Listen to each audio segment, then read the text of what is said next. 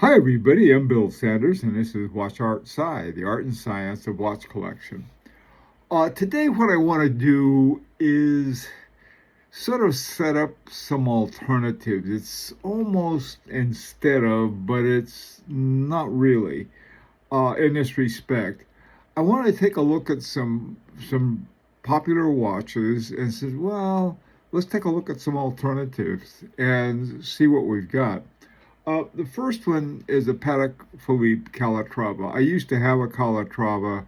Love that watch. It was great.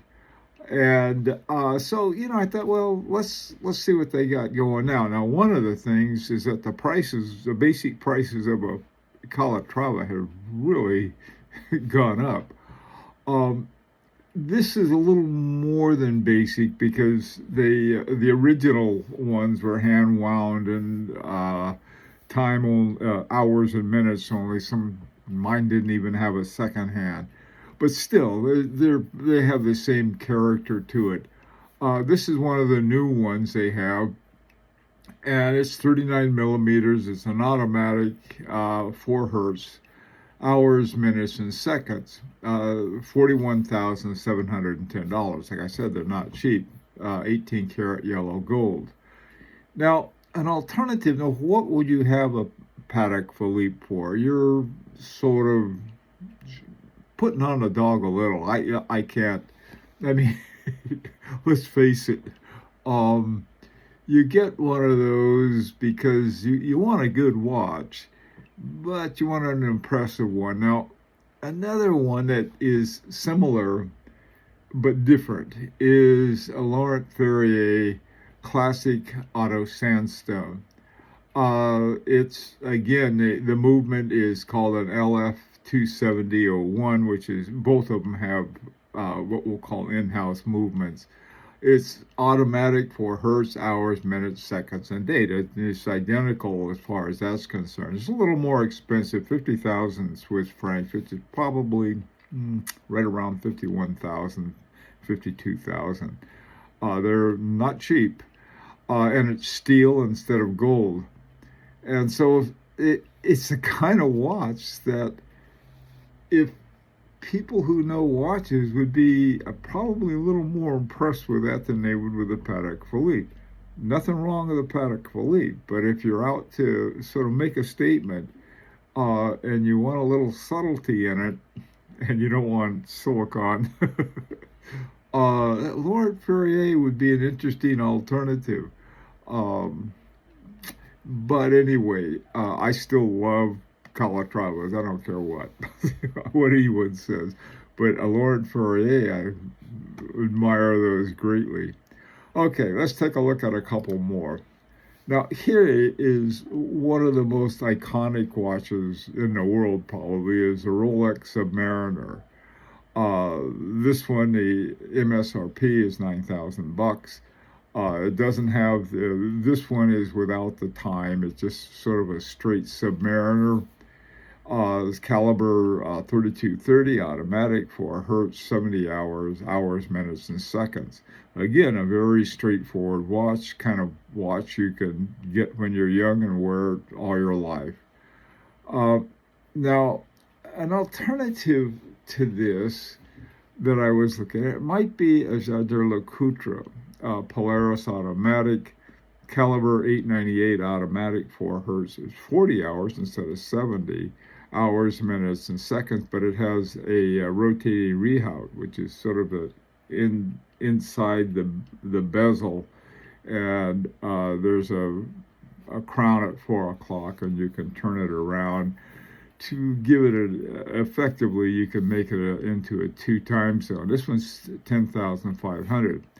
Probably a lot easier to get a Jaeger-LeCoultre Polaris than it is a Rolex Submariner, simply because of the demand. There's more demand, but Jaeger-LeCoultre has a reputation for really being a top movement maker because they started off as making movements, and then they moved into making watches.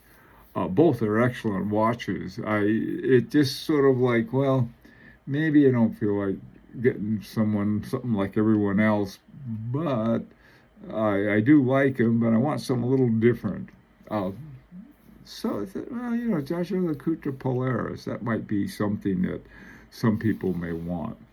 Now, the final one is a couple GMT watches.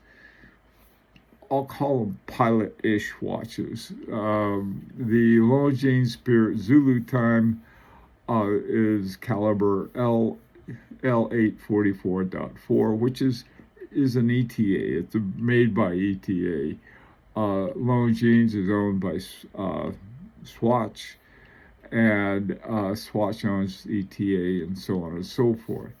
3150, a really, really nice watch. I like it a lot. 39 millimeters, I like that size, and mine's a 39 millimeter too. So,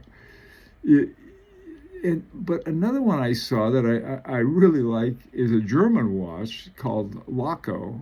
This particular one is Laco or Laco. I'm not sure how it's pronounced. It's probably not pronounced anyway in German. It's the Frankfurt GMT. It's caliber Laco 330. Now, this is based on a Salida 330-2, which is almost certainly based on an ETA. So there's a lot of similarities between these in terms of base movements. Somewhere down there's an ETA in both of them. And it is also a GMT. I use the term DTZ for dual time zone rather than GMT, even though I think GMT is much more common in use. And I also use Zulu time, which is a time that basically it's a time, the zero meridian is what it is, GMT time. And so this one's 1990. Now this one is good, about a little over $1,000 less. The Laco is, and it's a little bigger, 43 millimeters. The other one, I prefer the 39, but something about the Laco. The Laco looks more like a pilot's watch for some reason. I don't know why. But this is, an alternative to thinking of things. But other people would look at this and say, oh, I'd get the Spirit Zulu because I like the bracelet and so on and so forth. But it's fun to take a look at ones and say, well, let's take a look at an alternative. Anyway, those are three that I thought would be sort of fun to take a quick look at. I'd like to hear your opinion. Say, wait a minute, well, here's another couple that I think you might like too, or would be interesting. This is an opportunity to subscribe if you like. And until next time, this is Bill Sanders for Watch Art Side, the art and science of watch collection.